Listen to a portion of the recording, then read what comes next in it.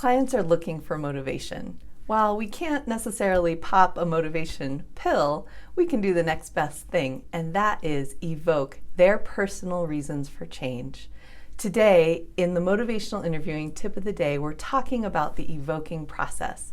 My name's Dawn Clifford. I'm a motivational interviewing trainer, a nutrition and public health professor, and one of the authors of this book, Motivational Interviewing in Nutrition and Fitness. Again, the 4 processes of motivational interviewing: engage, focus, evoke, and plan. And today we're talking about the evoking process. The evoking process is the part of the conversation where we elicit change talk. We ask specific questions to invite the clients to explore their personal reasons for making a change. Questions such as, why do you want to make this change? Why is now a good time for you to make this change? How important is this change to you on a scale from 0 to 10, with 0 being not that important and 10 being very important?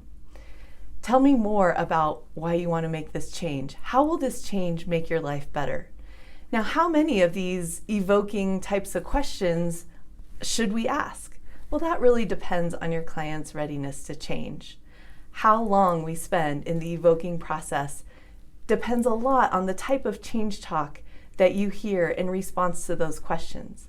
Now, when we hear that change talk, we also want to remember to use reflective listening and summaries to paraphrase the change talk that we hear so that the client hears the change talk too. In hearing that change talk, that will increase their motivation for making that change. Now, how do we know when it's time to move from the evoking process into the planning process, or the conversation about how to make that change?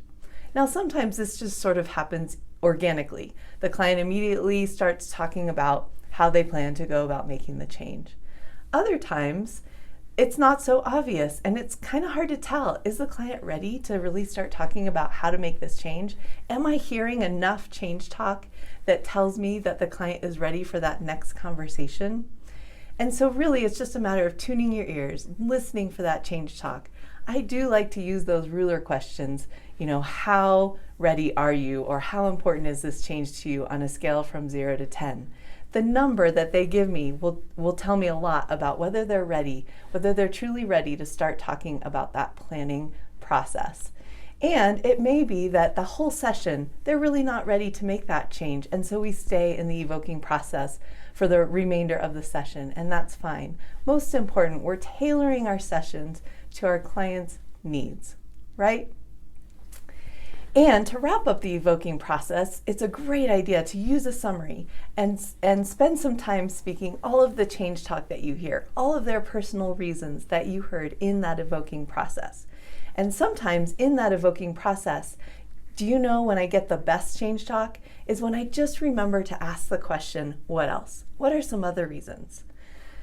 So once all those personal reasons for wanting to make that change have been laid out on the table, use a summary and speak back the change talk that you heard in the evoking process. To transition to the planning process, simply ask, what ideas do you have for how you might start going about making this change? With that single question, you're into the planning process and moving on. My name's Dawn Clifford, and this has been your motivational interviewing tip of the day. Spend some time in the evoking process.